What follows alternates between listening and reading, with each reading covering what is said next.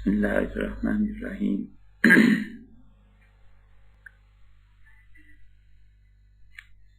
ایک گھنٹے کے قریب راستے میں لگتے ہیں، یہاں سے پہنچنا ہوا، اس لیے تاخیر ہوئی، جس کے لیے معذرت خواہ۔ حضرت شاہ ولی اللہ رحمۃ اللہ علیہ نے حجت اللہ کو جو شروع کیا ہے، اصل میں آغاز یہاں سے ہوتا ہے۔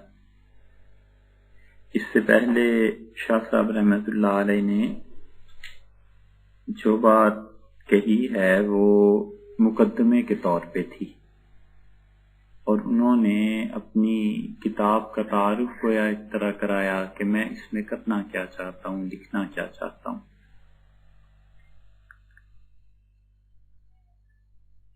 اور جو یہاں سے شروع کیا ہے تو عنوان انہوں نے باندھا ہے کہ القسم الاول، یہ پہلی قسم ہے، اور پھر کہتے ہیں کہ والقواعد الکلیۃ التي تستنبط منها المصالح المرعیۃ فی الاحکام الشرعیۃ 7 مباحث فی 70 بابا۔ یہ پہلی قسم ہے، اور اس میں میں قاعدے اور کلیے کی باتیں بیان کروں گا جن کے ذریعے وہ مصلحتیں نکالی جا سکتی ہیں جو احکام شرعیہ میں ملحوظ رکھی جاتی ہیں۔ اس عبارت پر جب ہم غور کرتے ہیں تو شاہ صاحب رحمۃ اللہ علیہ نے پہلی بات یہ بتائی کہ قاعدے اور کلیے کی بات کیا ہے، اور ہوتا یہ ہے کہ بعض لوگوں کا دماغ جزیات کی طرف چلتا ہے، حافظہ اچھا ہو، مضبوط ہو تو بڑے اچھے مفتی ہو جاتے ہیں، جزیات کا علم آ جاتا ہے کہ یہ ہے تو یہ فتویٰ ہوگا، یہ ہے تو یہ فتویٰ ہوگا، یہ ہے تو یہ فتویٰ ہوگا۔ اور بعض لوگوں کا دماغ ایسا ہوتا ہے جو اصول کی طرف چلتا ہے، کلیات کی طرف، تو کلیات میں بڑے پکے ہوتے ہیں۔ تو جن لوگوں کا دماغ کلیات کی طرف چلتا ہے وہ ایک اصول کی بات یاد رکھ لیتے ہیں، اور پھر اصول پہ وہ مسائل کو بیان کرتے چلے جاتے ہیں۔ ایسے ہی جیسے ایک آدمی کے پاس بہت سے برتن ہیں، تو اس نے برتن رکھے ہوئے ہیں، بیچ رہا ہے، اور ایک آدمی نے برتنوں کی بجائے چاک لگا لیا، اور چاک پہ وہ برتن بناتا چلا جاتا ہے، اور لوگوں کو بتا دیتا ہے کہ میرے پاس جو بھی مٹی آئے گی میں جو چاہوں گا اس کا برتن بنا لوں گا۔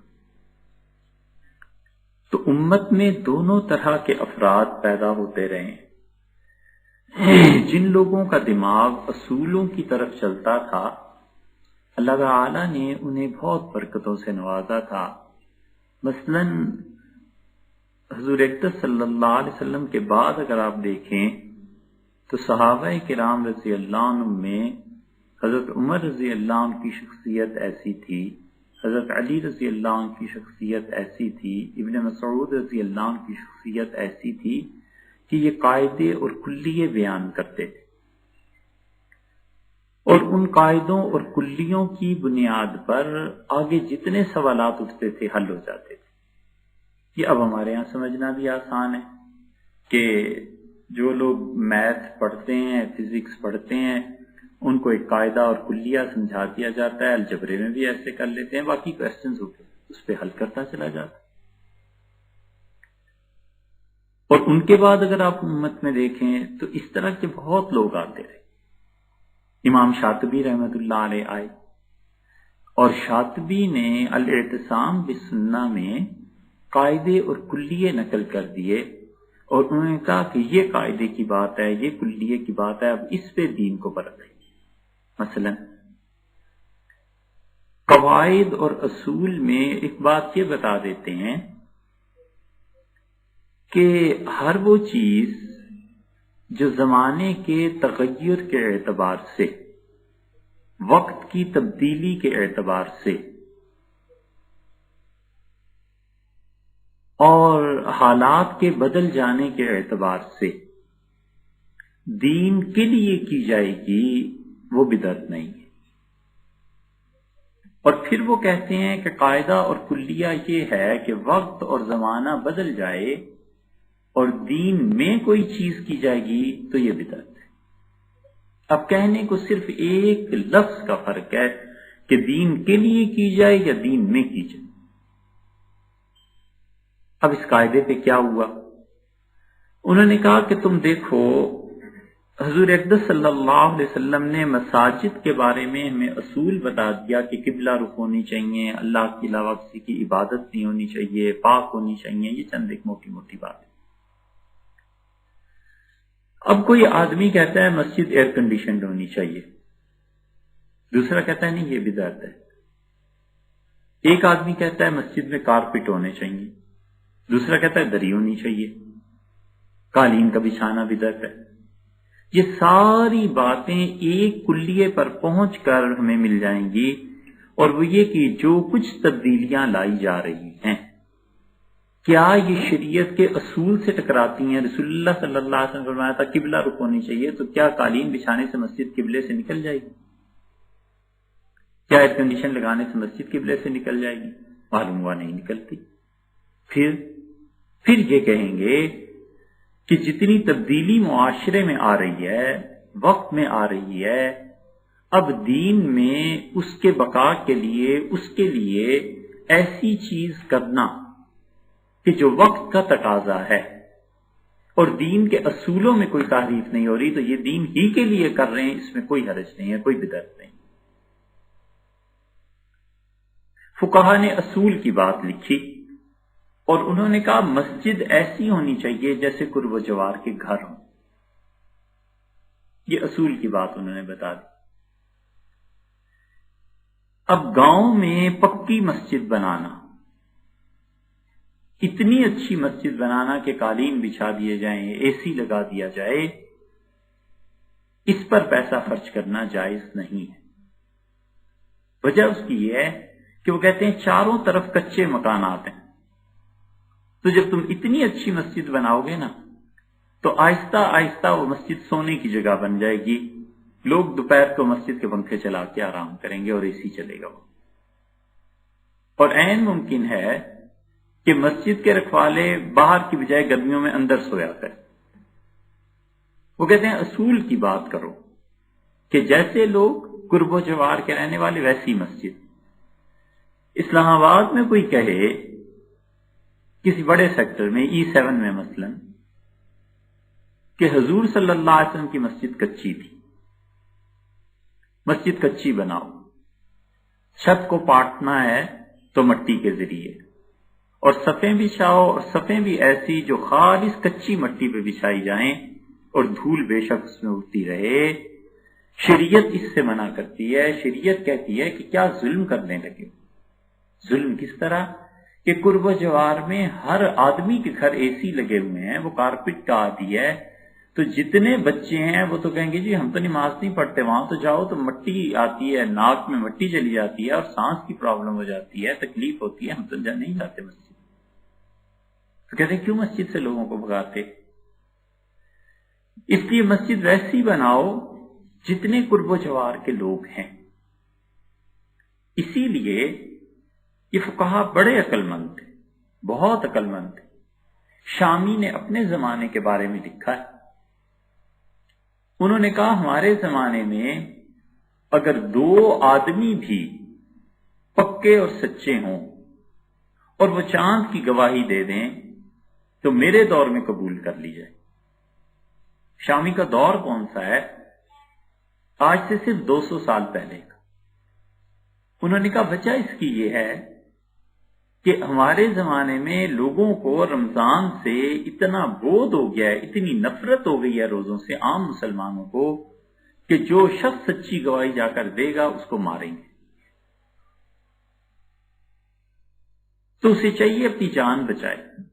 لوگ گالیاں دیں گے، گالیاں دیتے ہیں اور مارتے ہیں، تو اس لیے اگر وہ گواہی نہیں دے گا تو لوگ 2 یا 3 روزے، لفظ ان کے یہ ہیں کہ 2 یا 3 روزے لوگ کھا جاتے ہیں۔ چاند ہوا نہیں ہوا، ہوا نہیں ہوا۔ الحمدللہ ہمارے زمانے میں مسلمان ایسے نہیں کرتے۔ اب تعلیم یا شعور جو چیز بھی آپ کہیں زیادہ ہو گیا، جو بھی وجہ اس کی ہوئی وہ ایک الگ بات ہے، لیکن شامی نے اپنے زمانے میں لکھا ہے، انہوں نے کہا اس لیے ہمارے دور میں تو 2 آدمی بھی گواہی دیں گے تو ٹھیک ہو جائے گا۔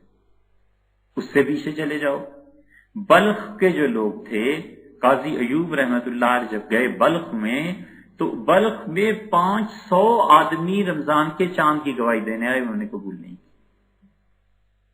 انہوں نے کہا بلخ جیسا شہر 500 آدمی گواہی دے رہے ہیں، یہ قابل قبول نہیں۔ کیوں؟ ایسے ہی ہے جیسے کراچی میں فرض کر لو 100 آدمی آ جائیں اور کہیں جی ہم نے چاند دیکھا ہے، تو کراچی جیسے شہر میں 100 آدمی کیا معنی رکھتے ہیں؟ پنڈی سے 10 آدمی آ جائیں، اور پنڈی میں 10 آدمیوں کی کیا حیثیت ہے؟ لاکھوں کی آبادی ہے۔ اگر چاند تھا تو اس چاند کو ہزاروں کو دیکھنا چاہیے تھا۔ تو جس وقت میں تبدیلی آتی ہے، فقہا قواعد، اصول اور کلیات بیان کرتے ہیں کہ اس کلیے کے تحت یہ چیز آئے گی، اس قاعدے کے تحت یہ چیز آئے گی، یہ چیزیں ہوں گی۔ اس کی متعدد مثالیں آپ کو ملیں گی، اور شریعت اس موقع پر جو چیزیں اس میں رکاوٹ ہوتی ہیں اسے شریعت اعتبار میں نہیں لاتی۔ مثلا غیر محرم کو دیکھنا، کسی خاتون کو غلط نظر سے دیکھنا شریعت نے سختی سے منع کیا۔ ایک آدمی نے شادی کرنی ہے، وہ کہتا ہے جی میں نے اسے دیکھنا ہے، اور دیکھتے ہوئے میری نظر پاک نہیں رہے گی، میں اس کی فگر پوری دیکھنا چاہتا ہوں۔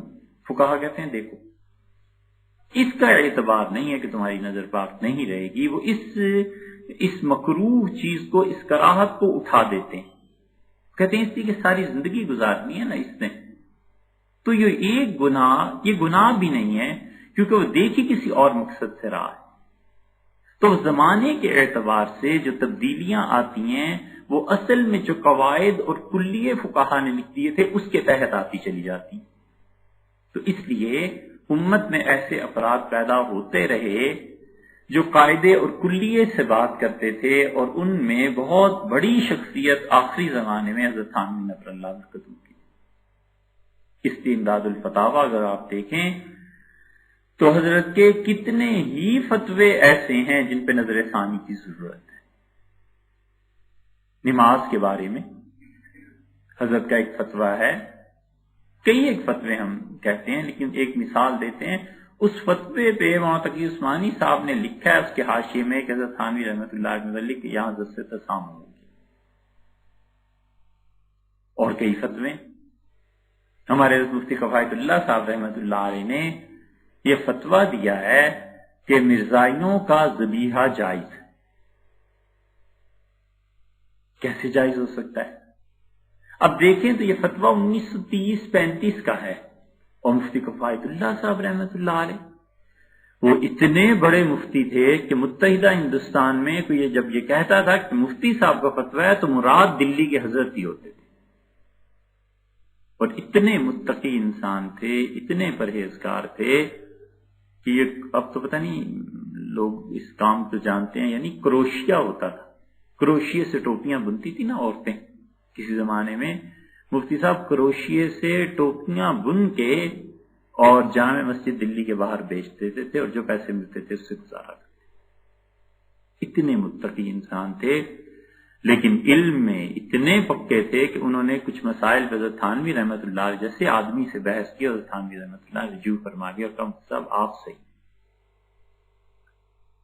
اب حضرت نے کیوں فتویٰ دے دیا؟ اس لیے کہ مرزائیت اس وقت پوری طرح کھل کے سامنے آئی ہی نہیں تھی۔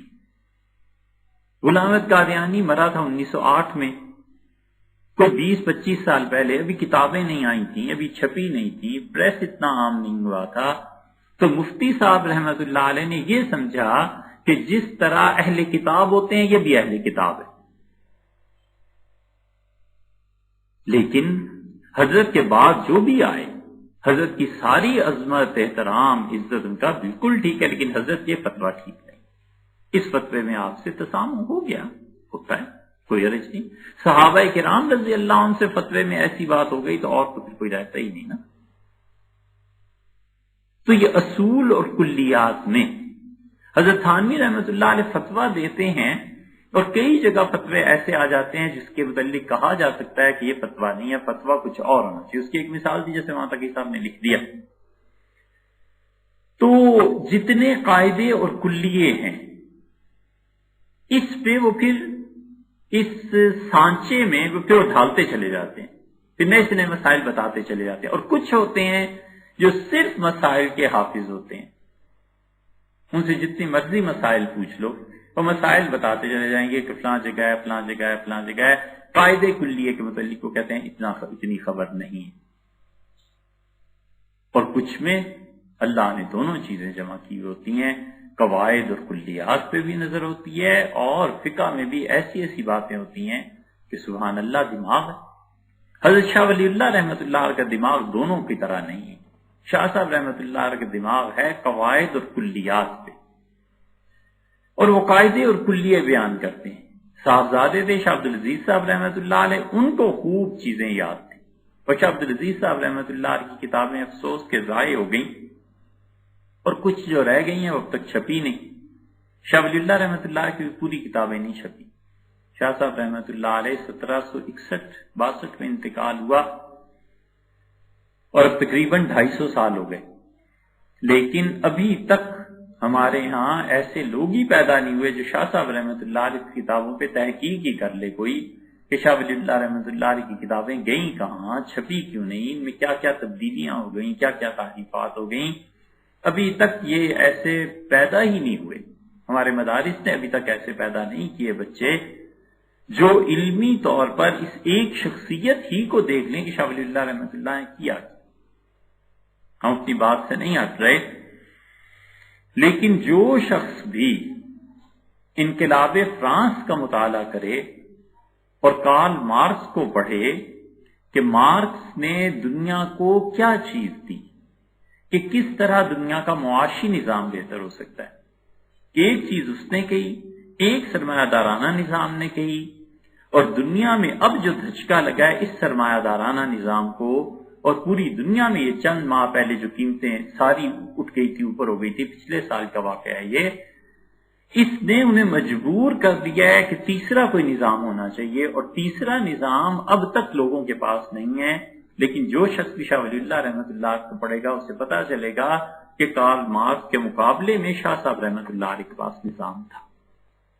اور اگر ہندوستان میں جو لوگ مسلمان بستے تھے اس امت میں قبولیت کی صلاحیت ہوتی اور عوام کی سطح اونچی ہوتی تو دنیا میں جو اثرات فرانس کے انقلاب کی وجہ سے آئے ہیں اس کی بجائے شاہ صاحب رحمۃ اللہ علیہ کی بات سے پڑھتے، لیکن شاہ ولی اللہ رحمۃ اللہ علیہ لکھتے رہے، اب تک لوگوں نے کتابیں چھپی ہی نہیں ہیں، مخطوطے ہیں، کہاں پڑھتا ہے کوئی اور کہاں پتہ چلتا ہے۔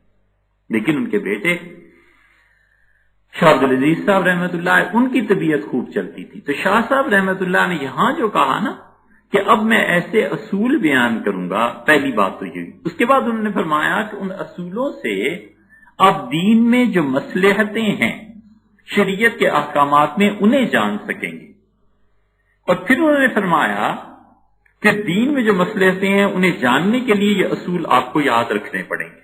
مراد ان کی یہ، مثلا دین میں مصلحتیں کیا ہیں؟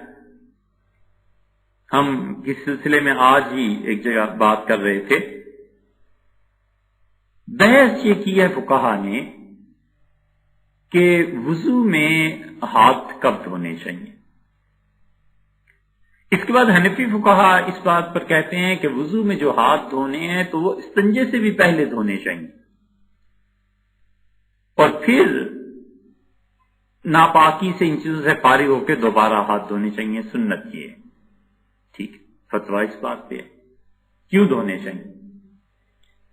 حکمت فقہا نے یہ لکھی ہے، مفتی حضرات نے، کہ انہوں نے کہا کہ بعد میں ہاتھ دھونے کا مطلب یہ ہے کہ ہاتھ میں اگر گندگی کے اثرات ہیں، بو ہے، کوئی چیز ہے تو دھل جائے، بھی پہلے کیوں کریں، پہلے کیوں دھوئیں۔ اب اگر کوئی کہتا ہے کہ پہلے اس کے ہاتھ ناپاک تھے اس لیے دھونے چاہیے، تو ناپاک ہاتھوں تو ویسے بھی دھونا تھا نا۔ شاہ صاحب رحمۃ اللہ نے اس کی حکمت لکھی۔ شاہ صاحب رحمۃ اللہ فرماتے ہیں جس کو آج کل کی میڈیکل کی سائنس میں اس زبان میں اگر کہیں تو شاہ صاحب رحمۃ اللہ بتاتے ہیں کہ ہاتھوں میں ایسے اثرات ہو سکتے ہیں جو ایسے نازک مقامات پر لگیں تو کسی بیماری کو پیدا کر دیں، جلد کی بیماری ہو جائے۔ جیسے جو لوگ سوئمنگ پول میں جاتے ہیں تو کوئی نہ کوئی بیماری بعض اوقات جلد کی لگ جاتی ہے، جوہر میں نہاتے ہیں ان کو جلد کی بیماری لگ جاتی ہے۔ شاہ صاحب رحمۃ اللہ کے کہنے کا خلاصہ یہ ہے کہ اس میں حکمت یہ ہے کہ تمہیں نہیں پتا تمہارے ہاتھوں میں کیا لگا ہوا ہے، لیکن شریعت نے اس زمانے میں بھی یہ تصور دیا کہ پہلے ہاتھ دھو لو، ایسے نہ ہو تمہارے ہاتھوں پہ کوئی ایسی چیزیں ہوں اور اس کی وجہ سے تمہیں جلد کی کوئی بیماری لگ جائے، یہ حکمت ہوگی۔ تو شاہ صاحب رحمۃ اللہ علیہ اصول بیان کرتے چلے جاتے ہیں، پھر کہتے ہیں کہ میں ان چیزوں کو بیان کروں گا، 7 مباحث ہیں اور 70 باب ہیں اس میں، اور کہتے ہیں المبحث الاول، پہلی بحث یہ ہے کہ فی اسباب التکلیف والمجازات، کہ شریعت جو ہے وہ انسانوں کو کسی چیز کا پابند کیوں کرتی ہے، اور جزا اور سزا اس میں کیا اسباب ہیں۔ شریعت آخر انسانوں کو پابند کیوں کرتی ہے، کیوں کہتی ہے کہ تم نماز پڑھو، کیوں کہتی ہے کہ اس چیز پہ جزا ملے گی، کیوں کہتی ہے کہ اس چیز پہ سزا ملے گی، انسانوں کو بنیادی طور پر آزادی کیوں نہیں۔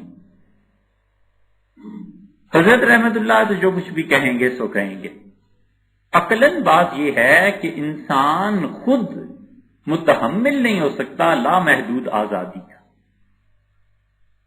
لامحدود آزادی ہر ایک کو چاہیے تو پھر ناخن بڑھنے دے جتنے بڑھتے ہیں، بال بڑھنے دے جتنے بڑھتے ہیں، کسی کی عزت احترام نہ کرے، آزادی ہے نا۔ راہ چلتے آدمی پہ فرض کر لو کہ اس نے پیپسی پی رہا تھا، اٹھا کر پھینک دی، اس کے کپڑے خراب کر دیے، آزادی ہے۔ یہ جو لامحدود آزادی ہے یہ کوئی بھی نہیں برداشت کر سکتا اور نہ دنیا میں چل سکتی۔ اسی لیے کسی زمانے میں کلنٹن نے بیان دیا تھا اور امریکہ میں ہم نے اس کا بیان پڑھا، اور اس کی ہیڈنگ یہ تھی کہ اس نے کہا یہ جو لامحدود آزادی امریکہ کی نسلوں میں آ رہی ہے ہم اس کے متحمل نہیں، ہم اسے افورڈ نہیں کر سکتے، کیونکہ لامحدود آزادی۔ اور اس کے بعد اس نے بیان کا خلاصہ یہ تھا کہ back to pavilion, back to home, کہ گھروں کی طرف واپس جاؤ، گھروں کی طرف چلو۔ وہ ماں باپ کا جو خاندانی نظام تھا، دادا دادی وغیرہ وغیرہ، یہ پھر قائم کرو، اس لیے کہ غیر محدود آزادی اس کا مطلب یہ ہے کہ انسانی زندگی برباد ہو کے رہ جائے۔ ہم کہتے ہیں جب غیر محدود آزادی انسانی زندگی کو برباد کرتی ہے تو پھر قید لگانے کا حق کس کو حاصل ہے؟ انسان اگر انسان کے لیے قید لگائے گا تو انسان کبھی بھی اپنے آپ کو اس زہر سے پاک نہیں کر سکتا جو اس کے وجود میں ہے۔ انبیاء علیہ السلام کی بات چھوڑ دیں، وہ تو ہوتے ہی معصوم ہیں، لیکن عام سطح پہ اجازت دے دی جائے کہ یہ انسان اس کے لیے قانون بنائے تو اس میں انسان کے جو ذاتی رجحانات ہیں اس کا دفیہ کیسے کرے گا؟ مثلا جانوروں میں زہر ہوتا ہے نا، بچھو ڈنک مارتا ہے اس لیے کہ اس کی دم میں زہر ہوتا ہے۔ سانپ کے متعلق کیا کہتے ہیں؟ جو ڈاکومنٹریز اور یہ چیزیں آتی ہیں وہ کہتے ہیں اس کے دانتوں میں زہر ہوتا ہے، اور وہ اس کی دانتوں کے ساتھ جو تھیلیاں ہوتی ہیں وہ توڑ دیتے ہیں، زہر ختم ہو جاتا ہے۔ اسی طرح انسان میں بھی زہر ہوتا ہے، اور انسان کے زہر کا محور اور مرکز اس کا دل ہے، اس کے دل میں زہر ہوتا ہے۔ اسی لیے اللہ نے فرمایا ہے کہ وَإِن يَكْتُمْهَا، اور جو سچی شہادت کو چھپائے گا نا فَإِنَّهُ آثِمٌ قَلْبُهُ، اس کا دل گناہگار ہو جائے گا، دل میں زہر آ جائے گا۔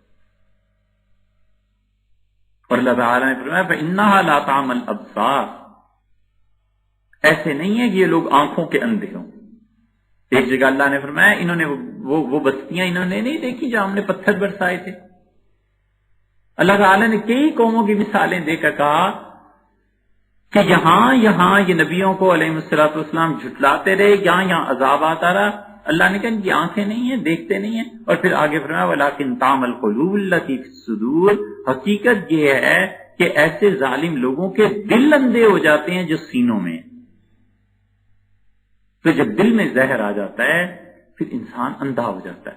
اب اس انسان کو کہیے کہ تم قانون بناؤ تو وہ سوچے گا کہ اس محلے میں فلاں فلاں آدمی جو ہیں ان کے پاس گاڑی ہے بڑی، تو قانون یہ بناؤ کہ یہاں پر گلی جو ہے نا بس ایسی رکھنی چاہیے کہ جس میں سینٹرو آ سکے، سوزوکی آ سکے، اس سے بڑی گاڑی نہ آئے.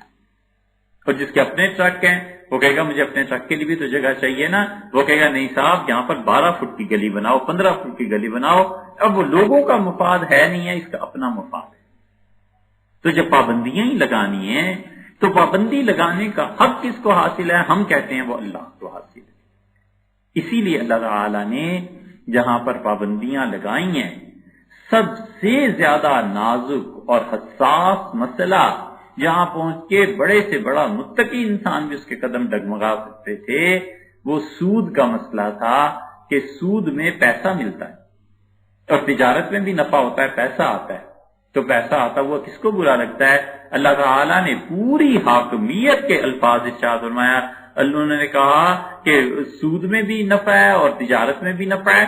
اللہ نے کوئی دلیل نہیں دی. اللہ تعالیٰ نے فرمایا احل اللہ البیع وحرم الربا، اللہ نے ایک کو حلال قرار دیا ہے، اللہ نے ایک کو حرام قرار دیا ہے. تجارت کو خدا جائز کہتا ہے، سود کو حرام کہتا ہے.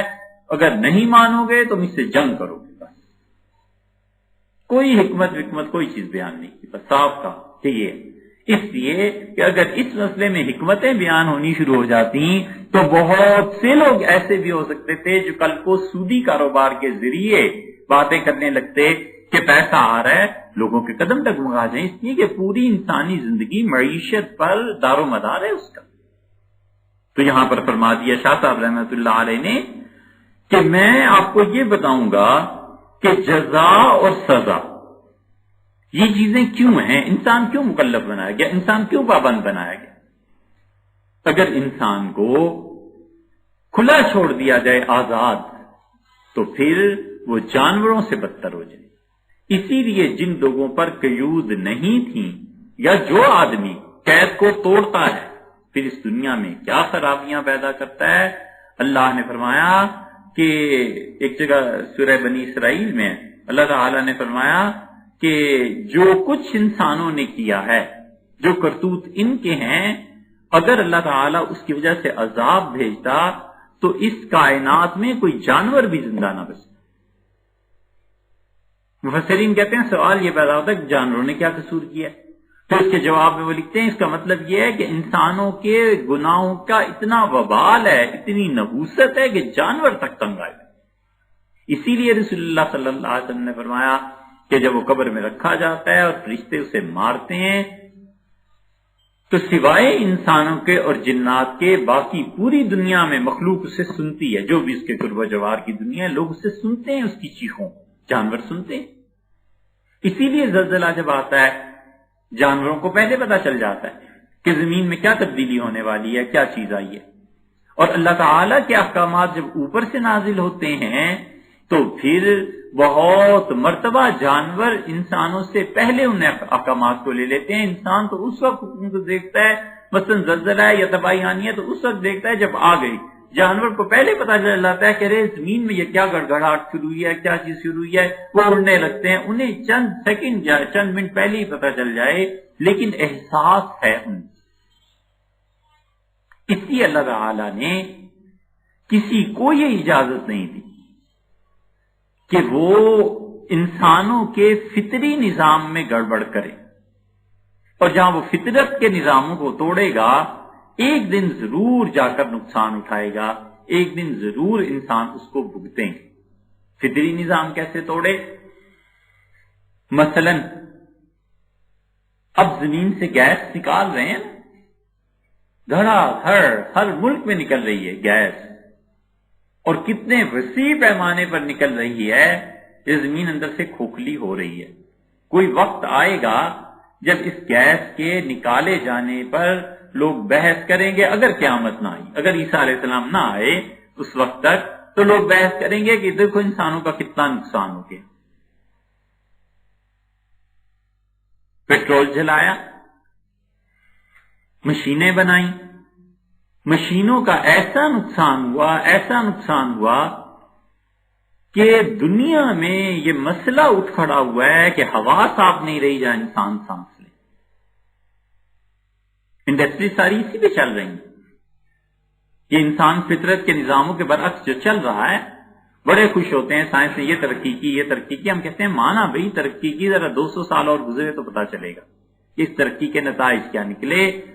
نتیجہ یہ کہ انسان تو انسان رہے جن کے لیے صاف ہوا نہیں رہی، جانور تک، حتیٰ کہ مچھلیاں تک سمندر میں مر جاتی ہیں، اس لیے کہ انسان دھڑا دھڑ اس میں آئل اور ایسی چیزیں پھینک رہے ہیں، اور کیا ہوتا ہے اس کی وجہ سے کاربن پھیلتا ہے، یہ چیزیں پھیلتی ہیں اور مچھلیاں مر جاتی ہیں، ان کے لیے پانی صاف نہیں رہا۔ اور انسانوں کے لیے اتنی بڑی پرابلم پیدا ہو گئی کہ قدرت نے اس پورے نظام پر جو ایک غلاف چڑھا رکھا تھا، اوزون گیس، یہ مسئلہ بن گیا نا لوگوں کے لیے کہ جی یہ بحث ہو رہی ہے، یہ چیز، یہ گیس آ گیا، یہ ہو جائے گا۔ یہ ہوا کیا؟ یہ انسانوں نے جو نظام اب مرتب کیے ہوئے ہیں اور جس کو دھڑا دھڑ قرار دے رہے ہیں، اس وقت تک دنیا میں یہ مسئلہ حل نہیں ہوتا جب تک کہ پولوشن فری انڈسٹری قائم نہ کی جائے، اور اس کا مستقبل قریب میں دور تک کوئی امکان نہیں ہے۔ انسانوں کا علم ابھی اتنا ہے ہی نہیں کہ پولوشن فری انڈسٹری قائم کر سکے۔ جب پولوشن فری انڈسٹری قائم نہیں کر سکیں گے تو نتیجہ یہ کہ وہ کاربن کو بھگتیں گے، اور پھر ہوگا جو بھی ہوگا، کینسر ہو یا کچھ بھی ہو، یہ ساری چیزیں۔ اسی لیے جب انسان فطری نظاموں میں گڑبڑ کرتا ہے نا، پھر اسے یہ ساری چیزیں بھگتنی پڑتی ہیں۔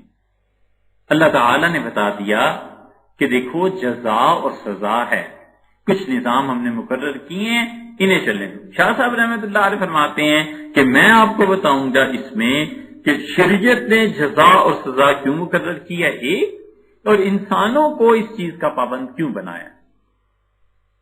جانوروں کو اللہ نے پابند نہیں بنایا، اس لیے جانور اس کے یہاں کچھ بھی نہیں، انسان ہے جس پہ ساری کچھ ہے۔ اس کی وجہ یہ ہے کہ اس پوری کائنات کا دلہا جس کو کہنا چاہیے وہ انسان ہے۔ پھر اس پہ شاہ صاحب رحمۃ اللہ علیہ فرماتے ہیں کہ اعلم ان للہ تعالی بالنسبت الی ایجاد العالم ثلاث صفات مترتبۃ، یاد رکھو، آپ کو جاننا چاہیے کہ اللہ تعالی نے جس دنیا کو بنایا ہے تو خدا کی 3 صفات ہیں۔ احدھا الابداع، پہلی صفت اللہ کی ابداع ہے، اور وہ یہ چیز ہے کہ ہوا ایجاد شیء، کسی چیز کا ایجاد کرنا، لا من شیء، کسی چیز سے نہیں، فیخرج الشیء، اور اس چیز کو نکالتا ہے، من کتم العدم، عدم سے، بغیر مادت، بغیر کسی مادے کے۔ وسئل رسول اللہ صلی اللہ علیہ وسلم، اور حضور اقدس صلی اللہ علیہ وسلم سے پوچھا کسی نے، ان اول ھذا الامر، اللہ کے رسول یہ کائنات کا آغاز کیسے ہوا تھا؟ فقال، تو رسول اللہ صلی اللہ علیہ وسلم، کان اللہ ہے، اللہ تھا، ولم یکن شیء قبلہ، اور اللہ سے پہلے اس کائنات میں کوئی چیز نہیں۔ والثانیہ، اور اللہ کی دوسری صفت ترتیب کے اعتبار سے اس پوری کائنات کے لیے الخلق، وہ اللہ کا تخلیق کرنا ہے، ایجاد کرنا ہے، وہ ایجاد الشیء من شیء، اور خلق کہتے ہیں کسی چیز سے چیز کو بنانا، کما خلق آدم من التراب، جیسے اللہ تعالیٰ نے آدم علیہ السلام کو مٹی سے بنایا۔ یہ 2 صفات، اور تیسری صفت اللہ تعالیٰ کی شاہ صاحب رحمۃ اللہ نے آگے چل کے بیان کی ہے، اور وہ انہوں نے بیان کی ہے تدبیر۔ بس آج اتنی بات کرتے ہیں۔ شاہ صاحب رحمۃ اللہ نے کہا اس پوری کائنات کو جو اللہ نے بنایا ہے تو در حقیقت اللہ تعالی کی 3 صفات ہیں جو کام کرتی ہیں۔ یہ پوری کائنات جو ہے نا، یہ حقیقت میں اللہ کی صفات کے ساتھ جڑی ہوئی ہے۔ اللہ تعالی نے اس کائنات کو بنایا ہی اس لیے کہ وہ اپنی صفات کا اظہار کرے۔ صوفیہ کہتے ہیں کہ اللہ تعالیٰ نے چاہا کہ وہ جانا جائے، اس لیے اس نے اس کائنات کو بنایا، یہ حدیث میں آتا ہے، ایسی کوئی حدیث نہیں ہے۔ بس ٹھیک ہے، صوفیہ کہتے ہیں اور صحیح کہتے ہیں، حدیث نہیں۔ حدیث کے معاملے میں بڑا محتاط رہنا چاہیے۔ 20 یوں روایات ہیں جو صوفیہ بیان کرتے چلے جاتے ہیں اور اصل میں کوئی نہیں دیکھتے۔ امام غزالی رحمۃ اللہ جیسے بڑے صوفی کو دیکھو، اپنے میدان میں سبحان اللہ کیا کہنے، غزالی رحمۃ اللہ جیسے انسان کہاں روز روز بھی پیدا ہوتے ہیں، لیکن حدیث کے معاملے میں وہ اتنے کم مایا ہیں، ان کے پاس اتنا کم سرمایہ ہے کہ انہوں نے وفات سے 2 سال پہلے کسی کو اپنے گھر پہ رکھ کے بخاری شریف پڑھی نہیں کھائی۔ اس لیے حدیث پر اعتبار کرنا بڑا دشوار ہو جاتا ہے۔ حضرت شاہ صاحب رحمۃ اللہ علیہ حجت اللہ میں احادیث لاتے ہیں ایسی جن کے متعلق اگر کہیں پہنچے تو عرض کریں گے کہ اس حدیث کی کوئی سند نہیں۔ تو حدیث کو جن لوگوں نے نقصان پہنچایا ہے ان میں سب سے بڑے یہ نقصان پہنچانے والے صوفیہ۔ اسی لیے امام مالک رحمۃ اللہ علیہ کا قول کتابوں میں نقل ہوا ہے، امام مالک رحمۃ اللہ علیہ فرماتے تھے میں نے اس مسجد میں 70 سے زیادہ ایسے متقی پرہیزگار لوگ دیکھے کہ بارش کے لیے اگر وہ آسمان کی طرف دیکھ لیتے تو اللہ بارش نازل کر دیتا، لیکن میں نے ان سے کوئی روایت نہیں لی کیونکہ یہ حدیث کے معاملے میں دیانتداری، حدیث کے معاملے میں سکا نہیں تھے۔ دیانتدار تو تھے اپنی جگہ پہ، لیکن جو کسی نے آ کے بتا دیا کہ حضور صلی اللہ علیہ وسلم نے یہ کہا بس آگے پاس کر دی، یہ نہیں سوچا کہ یہ حدیث ہے بھی یا نہیں، کس سے پوچھنا ہے نہیں پوچھنا، بس انہوں نے ان کو غلبہ اس نے ظن کیا ہو گیا کہ مسلمان کبھی جھوٹ بولتے ہی نہیں، اور حضور صلی اللہ علیہ وسلم کوئی مسلمان جھوٹ بولے ان کا توبہ ہو ہی نہیں سکتا، تو ان کے نزدیک وہ ساری احادیث قابل قبول ہو گئی۔ تو شاہ صاحب رحمۃ اللہ علیہ نے جو چیزیں لکھی ہیں ان میں تو وہ جو صوفیہ کہتے ہیں کہ اللہ تعالیٰ نے چاہا کہ اس دنیا میں اپنا اظہار کرے، یعنی اپنی صفات کا، یہ پوری کائنات اللہ کی صفات کے ساتھ جڑی ہوئی ہے۔ یہ بات عام طور پہ لوگ نہیں سمجھتے۔ یہ جتنے کافر ہیں نا، یہ سب اللہ کی صفت مضل کا پرتاؤ ہے۔ اللہ تعالیٰ نے قرآن میں کئی جگہ پر کہا ہے کہ وہ جس کو چاہتا ہے گمراہ کر دیتا ہے، جس کو چاہتا ہے ہدایت دیتا ہے۔ یہ باتیں ہماری عقل میں آئیں نہ آئیں، یہ جتنے گمراہ ہیں یہ اللہ کی اس صفت کا نتیجہ ہیں، اور جتنے لوگ ہدایت پر ہیں اللہ کی صفت ہادی کا نتیجہ۔ ہدایت کی تجلیات ان پر پڑتی ہیں اور انہیں ہدایت ملتی ہے، اور وہاں گمراہی کی تجلیات پڑتی ہیں اور وہاں اس وجہ سے وہ گمراہ ہیں۔ اب کوئی آدمی کہے کہ اس انسان تو مجبور ہو گیا کہ خدا کی تجلیات ایسی پڑی، بس یہ آخری حد ہے جس تک بات کہی جا سکتی ہے۔ اس کے بعد جو جنگل شروع ہوتا ہے نا، اس جنگل میں بڑے بڑے اژدہا اور شیر ہیں، بس یہاں پر وہی جا سکتا ہے جس کو پتا ہو کہ شیر کو کیسے بچا جا سکتا ہے اور اژدہا سے کیسے بچا جا سکتا ہے۔ اتنی مشکل مباحثے ہیں وہ بھی، لیکن بہت مشکل ہے۔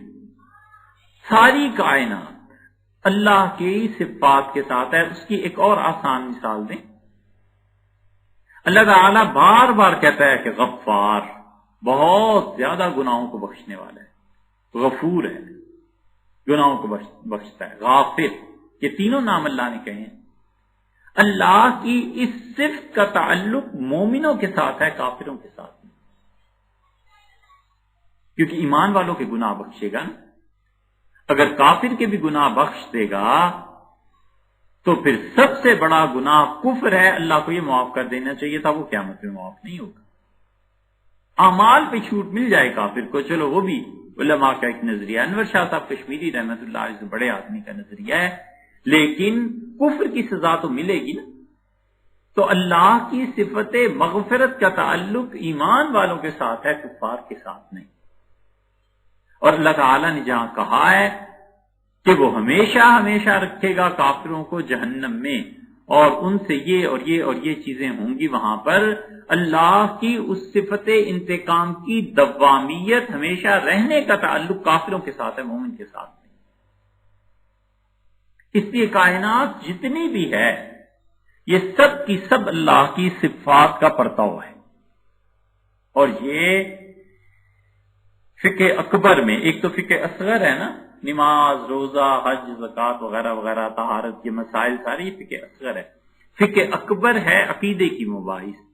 اس فقہ اکبر میں مثلا رسالت کا عقیدہ، تقدیر کا، فرشتوں کا، اللہ تعالیٰ کی توحید کا، اس کی صفات کا، توحید فقہ اکبر میں سب سے پیچیدہ اور سب سے مشکل ترین بحث، جہاں پر بڑوں بڑوں کے پسینے بہنے لگتے ہیں اور چھکے چھوٹ جاتے ہیں، وہ اللہ کی صفات کی بحث ہے۔ صفات باری تعالیٰ کی بحث اتنی باریک اور اتنی مشکل، اور اس سے سمجھنے کے لیے جو تحمل چاہیے وہ اتنا زیادہ ہے کہ حضرت تھانوی رحمۃ اللہ نے قرآن پاک کی تفسیر کا ایک مقام تھا اللہ تعالیٰ کی صفات کا ہی، تو حضرت نے لکھا ہے کہ میں جب اس مقام کو لکھ رہا تھا تو کئی بار احساس ہوا کہ کاش یہ علم اور یہ سب کچھ نہ ہوتا اور بالکل سادہ مسلمان ہوتا اور ایسی زندگی گزرتا۔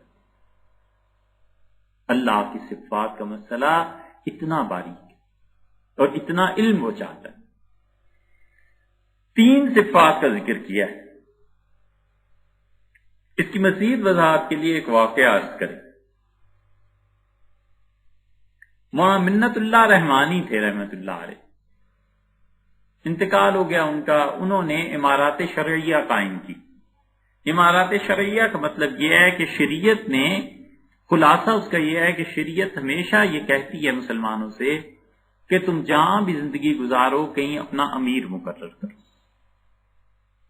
ایسے ہی نہیں کہ جدھر منہ اٹھایا چل پڑے اور کوئی سر پہ ہے ہی نہیں۔ تو کہتے ہیں ایک امیر مقرر کرو جو تمہارے اختلافات کا فیصلہ کرے، نماز پڑھائے، جمعہ پڑھائے، اور جو شریعت کے مقاصد ہیں ان کی تمہیں تعلیم دے۔ اس عمارت شرعیہ کا سب سے بڑا مظہر امیر المومنین ہوتے تھے۔ خلافت ختم ہو گئی، عمارت بھی ختم ہو گئی۔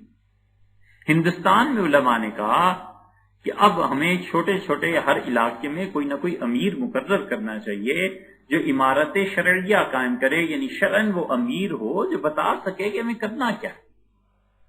یہ عمارت شرعیہ، یہ وہی چیز ہے عمارات شرعیہ جس کو قائم کرنا چاہتے تھے مختلف لوگ، لیکن وہ کامیاب نہیں ہوئے۔ مولانا شمس الحق صاحب افغانی رحمۃ اللہ علیہ وہ قائم کرنا چاہتے تھے کلات میں، چونکہ وہ کلات اس وقت ریاست تھی نا، تو ریاست والوں نے انہیں اجازت دے دی کہ حضرت آپ ہماری ریاست میں عمارات شرعیہ قائم کریں، تو انہوں نے قاضی بھی مقرر کر دیے اور کورٹس بھی بنا دی، قاضی بھی تھے، کورٹس بھی تھے اور فیصلے ہوتے تھے۔ اس عمارات شرعیہ کو ہمارے ملک میں مفتی محمود صاحب نے چاہا کہ زندہ کریں، اور مفتی صاحب نے عمارت کے لیے اپنے لیے اعلان بھی کیا سب کچھ، لیکن کوئی مقدمہ لے کے ہی نہیں آیا۔ لوگوں نے کہا ہم کورٹس میں ہی جائیں گے، ہم آپ کے پاس نہیں آتے۔ لوگوں میں یہ شعور ہی نہیں ہے کہ لوگ شرعی مسائل کے لیے عدالت میں جائیں یا جا کے علماء سے فیصلہ کرائیں۔ انگریز جو تھے انہیں جتنا بھی برا کہو، انگریزوں نے بڑی حکمت کے ساتھ یہاں قابو پایا۔ ایسے نہیں ہے کہ مار مار کے لوگوں کو جیلوں میں بھیج بھیج کے قابو پا لیا۔ دلی عدالت میں قاضی مقرر کیے، اور مفتی صدر الدین صاحب رحمۃ اللہ علیہ قاضی تھے، اور مفتی صدر الدین صاحب رحمۃ اللہ علیہ شاہ عبد العزیز صاحب رحمۃ اللہ علیہ کے شاگرد تھے اور بڑے اکابر میں سے تھے۔ اور مفتی صاحب کے فتاوا اور یہ چیزیں بعض جگہ ہم نے دیکھی، اتنی گہری سمجھ اللہ نے انہیں دی تھی۔ اور مفتی صاحب رحمۃ اللہ علیہ دلی میں قاضی مقرر ہوئے۔ اب جج بھی ہوتا تھا، قاضی بھی ہوتے تھے۔ یہ انگریزوں کی آمد ہے، ابتدائی دور ہے، تو وہاں پر وکیل کھڑے ہوتے تھے، مولوی بھی ہوتے تھے۔ انگریزوں نے عدالت کے نظام کو اس طرح نہیں کیا کہ قاضیوں کو نکال دو، مولویوں کو نکال دو، ہمارا قانون چلے گا۔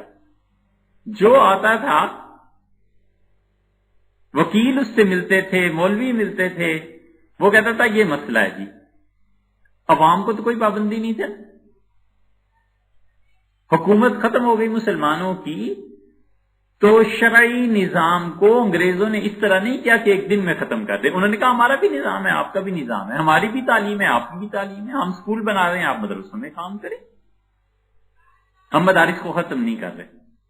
اس لیے انگریزوں نے مسلمانوں میں سے، اللہ معاف کرے یہ نہ سمجھو کہ میں کوئی انگریزوں کی وکالت کر رہا ہوں، معاذ اللہ، لیکن تاریخی حقیقت یہ ہے کہ انگریز نے کبھی بھی ہمارے علماء میں سے کسی کو نہیں چھیڑا جب تک کہ ان کے سیاسی نظام میں مداخلت نہیں. حضرت شیخ الہند رحمۃ اللہ علیہ، حضرت مدنی رحمۃ اللہ علیہ، امروٹ شریف کے بزرگ، یہ سارے حضرات چونکہ سیاسی نظام میں ٹکرائے، انہوں نے جیل بھی کی اور جو کچھ کرنا تھا، جو ظلم انہوں نے کیے. جو سیاسی نظام میں نہیں ٹکرایا نا، وہاں انگریزوں نے بڑی حکمت عملی سے انہوں نے کہا جی مدرسے کھولیں، پڑھائیں، آپ عربی پڑھائیں، جو مرضی پڑھائیں، لیکن ہم حکومت میں نوکری نہیں دے سکتے. دوسری طرف انہوں نے کیا کیا، ان کے جی بالکل قاضی ہیں، شرعی عدالتیں ہیں، آپ جائیں شریعت کے مطابق فیصلہ کرائیں. اب مسلمان جب آتے تھے کہتا تھا جی میرے اتنے بیٹے ہیں، نواب ہوں، اتنی جائیداد ہے، تو مفتی مولوی قاضی اسے کہتے جی آپ کی وراثت تقسیم ہوگی. وہ کہتا جی وراثت تقسیم ہوگی تو بیٹیوں کو بھی حصہ ملے گا، پھر تو داماد کو بھی زمین چلی جائے گی. کہتے بالکل جائے گی. وہ کہتا جی پھر اچھا پھر آؤں گا. وکیل کے پاس چل رہا تھا تو کہتے جی انگریزوں کے قانون میں یہ ہے کہ آپ اپنے بیٹے کو جو کچھ دینا چاہیں پوری ریاست آپ کے بیٹے کے پاس چلی جائے گی، نہ آپ کے داماد کو حصہ ملے گا، نہ باقی بیٹوں کو حصہ ملے گا، نہ بیٹوں کو حصہ ملے گا. وہ کہتا تھا پھر اس طرح کر لیتا ہوں کہ بیٹیوں کی شادی کرنی ہے تو اس پہ کروڑ کا جہیز دے دیا، 50 لاکھ کا جہیز دے دیا، بیٹیوں کو اس طرح پورا کر لیا، باقی بچوں کو زیادہ پیسے دے دیا، ریاست میری تقسیم نہ ہو، نام چلتا رہے. یہ تھی بات. اس طرح قانون کو انہوں نے بدلا ہے. تو خود مسلمانوں نے شرعی عدالتوں میں جانا چھوڑ دیا، انگریزوں کی طرف چلے گئے کہ جی انگریزوں کے ہاں تو جا کے ریاست بچتی ہے. یہ چیزیں اسی قسم کی امارات شرعیہ قائم کرنے کی مفتی صاحب نے کوشش کی تھی، اور مفتی صاحب کامیاب کہاں سے ہوتے، لوگ گئے ہی نہیں. کسی نے کہا جی، لوگوں نے کہا جی ہمیں انگریزی قانون اسی میں جانا ہے، اس لیے کہ وہاں پر ہمارے تحفظات زیادہ ہیں، پیسہ زیادہ اچھی طرح ملتا ہے، ریاست قائم رہتی ہے، جائیداد قائم رہتی ہے. حتیٰ کہ نواب تو پھر وہ ہزاروں ایکڑ اراضی کے مالک تھے، عام گاؤں کے نمبردار نہیں گئے. نمبرداروں نے نہیں چاہا کہ ان کی تقسیم ہو زمین اور بیٹیوں کو بھی حصہ ملے. تو بیٹیوں کو حصہ نہ دینا انگریزوں کے قانون میں اس وقت تھا، مسلمانوں کے یہاں تو نہیں تھا. اور یہی وہ چیز تھی جو اس کے بعد لال مسجد والے کرنے کی کوشش کرتے رہے کہ یہاں پر مفتیوں کی جماعت ہو گئی، لوگ آئیں گے. کوئی نہیں گیا، کوئی نہیں آیا. ایک کا دکا کوئی کیس آیا ہوگا تو آیا ہوگا، لوگ گئے ہی نہیں، اس لیے کہ لوگ تیار ہی نہیں ہیں ذہنی طور پر کہ وہ شریعت کو قبول کریں. لوگ جب تیار نہیں ہیں تو آپ شریعت کو کس پہ نافذ کرنا چاہتے ہیں؟ اب بنائیں نا قانون کہ جو بھی ڈرائیور گاڑی چلاتے ہوئے اس کی غفلت سے، یہ آئے دن خبر آتی ہے کہ 5 مسافر انتقال ہو گیا، 6 شہید ہو گئے، 7 ہو گئے. یہ شریعت کا قانون ہے کہ شریعت کہتی ہے اگر ڈرائیور کی غفلت سے کوئی بچہ، بڑا، بوڑھا، جوان، عورت، مرد پہ مر جاتا ہے تو ڈرائیور کے ذمے ہے، ان کی یونین کے ذمے ہے، وہ اس کے پیسے ادا کریں گے. 5 آدمی کا انتقال ہو گیا، ان کے خون کا کیا ہوگا؟ انگریزوں کیا مقدمہ چلے گا؟ ڈرائیور گاڑی چلا رہا ہے، ضمانت ہو گئی، باہر آ گیا، شرعی قانون ہوگا تو یونین کو بلائیں گے اور کہیں گے جناب 5 آدمی مارے گئے تمہارے اس ڈرائیور کی غفلت سے. یہ ڈرائیور مر گیا خود بھی تو اس کے باقی تو موجود ہے نا، یونین تو موجود ہے نا. وہ کہیں گے 5 آدمیوں کی دیت، خون بہا، ان کے خون کی قیمت 50 لاکھ بنتی ہے، نکالو 50 لاکھ. یونین کیا کرے گی؟ یونین کہے گی کہ یار قانون نافذ ہو گیا، اب سارے ڈرائیور اس لمٹ میں گاڑی چلایا کرو، کچھ کرو، اور اس کے ساتھ ساتھ کچھ فنڈ بھی جمع کرو اپنے بھائیوں کے لیے. ایسے نہ ہو کہ بھائیوں میں سے کوئی غلط چلا کے مر جائے یا مار دے لوگوں کو، تو پیسہ کہاں سے آئے گا؟ تو نتیجہ یہ کہ یونین خود کہے گی کہ ڈرائیونگ آرام سے کیا کرو، اور دیکھو ہم یہ کریں گے وہ کریں گے. تو تبدیلی تو پھر ایسے آئے گی نا. تو کسی کو کیا پڑ گیا؟ ڈرائیور ویسے بھی بیچارہ ان پڑھ، وہ کیوں ایسے کرے گا؟ وہ کہے گا انگریزوں کا قانون ٹھیک ہے، 2-4 مہینے اندر رہا، رشوت دی، ضمانت ہوئی، باہر آئے، گاڑی چلاتے رہے. ہم نے بڑا افسوس ہے 5 آدمی مر گئے، پر بس پیسے تو نہیں نا دینے. یہ ہے امارات شرعیہ کا نظام. تو امارات شرعیہ ہندوستان میں ابھی بھی ہے. ہندوستان میں مسلمان جیسے بھی ہیں، امارات شرعیہ ابھی بھی ہے. تو اڑیسہ، بہار کے جو امیر تھے مولانا منت اللہ رحمانی رحمۃ اللہ علیہ، انہوں نے امارات شرعیہ قائم کی تھی. اب تک ان کے رسالے ہمارے پاس آتے ہیں، میں دیکھتا ہوں اس میں لکھا ہوا ہوتا ہے کہ امارات شرعیہ فلاں فلاں آدمی کو یہ حکم دیتی ہے کہ فلاں دن آپ آئیں، آپ کے خلاف زمین کا یہ مقدمہ ہے، آپ کے خلاف طلاق کا مقدمہ ہے، نکاح کا ہے، فلاں کا ہے، فلاں کا ہے، چاہے وہ جتنا بھی چھوٹا سا ایریا ہے اور چاہے جتنے بھی تھوڑے افراد ہیں، لیکن انہوں نے اپنی امارات شرعیہ کو قائم رکھا ہوا ہے، کیونکہ وہ پاکستان نہیں نا، وہ پاک ملک تھوڑا ہی ہے، وہ تو ہندوؤں کی جگہ ہے، وہاں تو سارے کافر ہیں نا، تو انہیں اپنے بچوں کی فکر ہے کہ اگر ذرا غافل ہوئے تو کہیں ہندو ہی نہ ہو جائیں یہ بچے ہمارے، اس لیے انہوں نے اسلام کو نسبتاً زیادہ محفوظ رکھا ہوا ہے، اگرچہ ان کی زمین پر اور ان کے ملک پہ ہندوؤں کی حکومت ہے، اور ہمارے ہاں اوپر سے نیچے تک الحمدللہ سب مسلمان ہیں، ان کو اسلام کی کیا ضرورت ہے، اسلام تو ان کے گھر کی بات ہے۔ تو یہ ہے امارات شرعیہ۔ امارات شرعیہ میں مولانا منت اللہ رحمانی رحمت اللہ علیہ کا ہو گیا انتقال، اب ان کے بعد چل رہی ہے وہاں ان کی ایک تحریر میں نے ہندوستان میں پڑھی، دلی میں، جن صاحب کے پاس بھی تھی ان کے بیٹے ملے تو میں نے ان سے کہا کہ آپ مجھے وہ تحریر پڑھا دیجیے، کہنے کو پڑھاتے ہیں۔ مولانا منت اللہ رحمانی رحمت اللہ علیہ نے وہ تحریر لکھی اور انہوں نے کہا کہ میں مولانا محمد علی صاحب مونگیری رحمت اللہ علیہ کی مجلس میں حاضر تھا۔ اب یہ بھی بتاؤں کہ مولانا محمد علی مونگیری رحمت اللہ علیہ کون تھے۔ مولانا محمد علی مونگیری رحمت اللہ علیہ فضل الرحمان گنج مراد آبادی رحمت اللہ علیہ کے خلیفہ تھے۔ وہ کون تھے؟ وہ شاہ آفاق صاحب رحمت اللہ علیہ کے خلیفہ تھے۔ وہ کون تھے؟ یہ اس سے مجدد الفسانی سرہندی رحمت اللہ علیہ جو سلسلہ چل رہا ہے اس میں مولانا فضل الرحمان گنج مراد آبادی رحمت اللہ علیہ بہت بڑے مشائخ میں سے تھے۔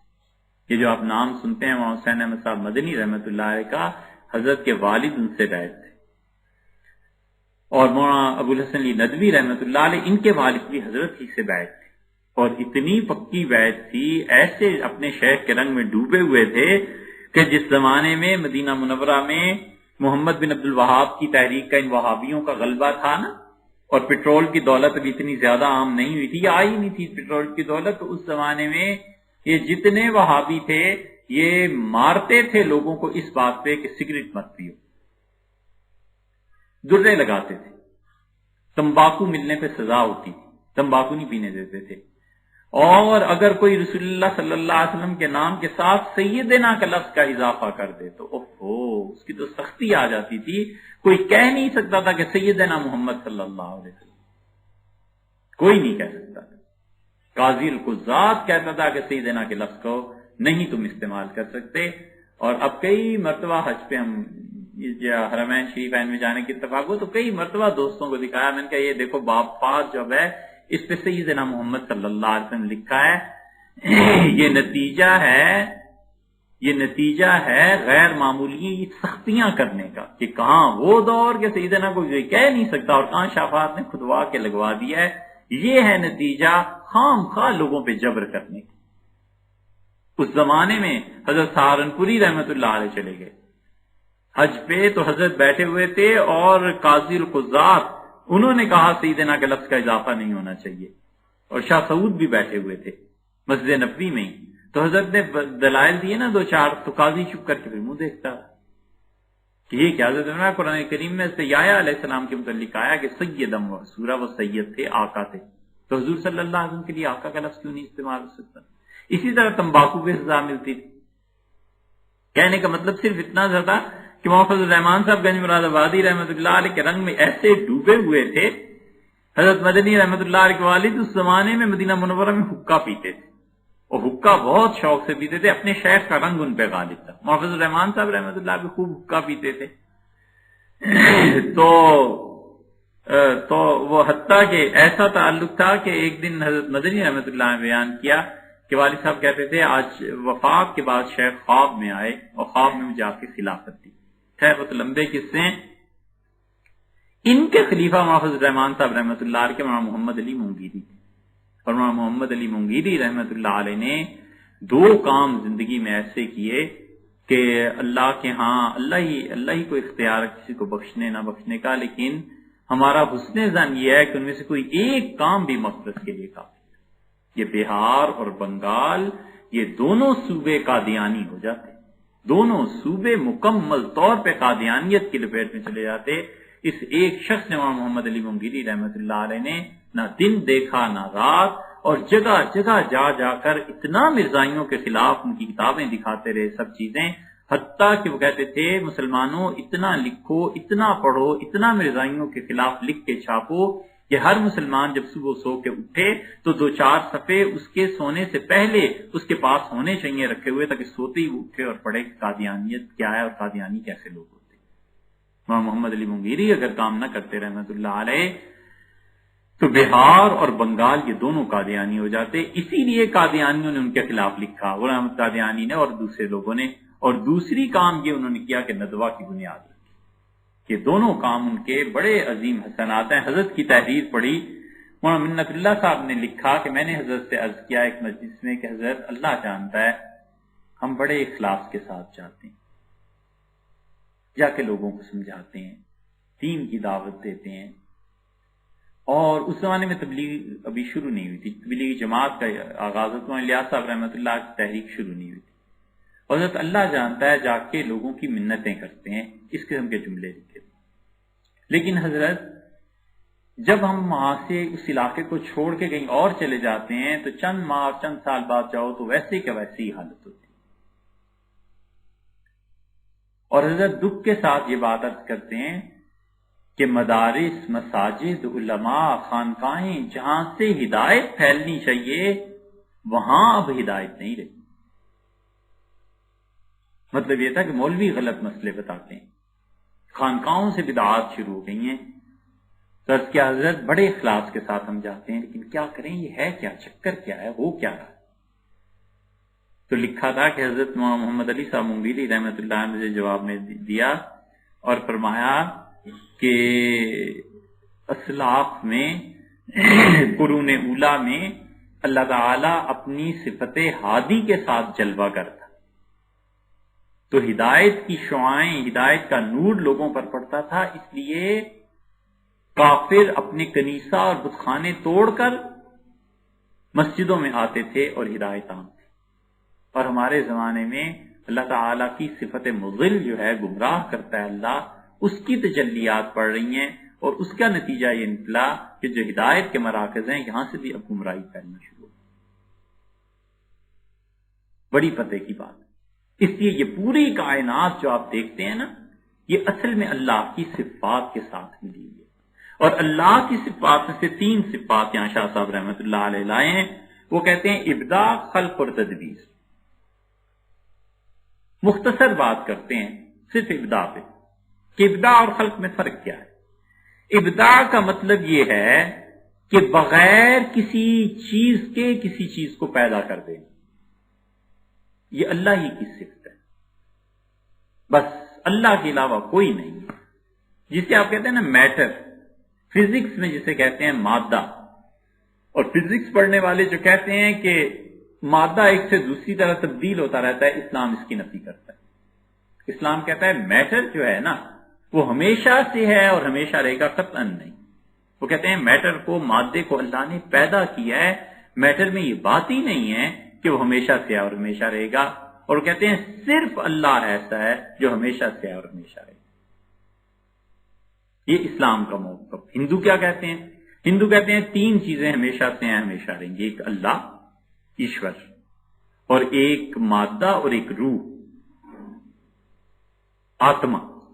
وہ کہتے ہیں یہ 3 چیزیں جو ہیں ہمیشہ سے ہیں اور ہمیشہ رہیں گی۔ اسلام کہتا ہے، دین کہتا ہے اللہ ہے بس ہمیشہ سے۔ اسی لیے رسول اللہ صلی اللہ علیہ وسلم نے دیکھو ایک جملے میں بات پوری کر دی، فرمایا کان اللہ ولم یکن شیء قبلہ، اللہ تھا اور اللہ کے علاوہ کوئی چیز نہیں تھی، مادے کو اللہ نے پیدا کیا۔ یہ جو مادہ ہے خدا نے اس میں 2 چیزیں رکھی، ایک ہے مادے کی شکل اور ایک ہے مادے کی تخلیق۔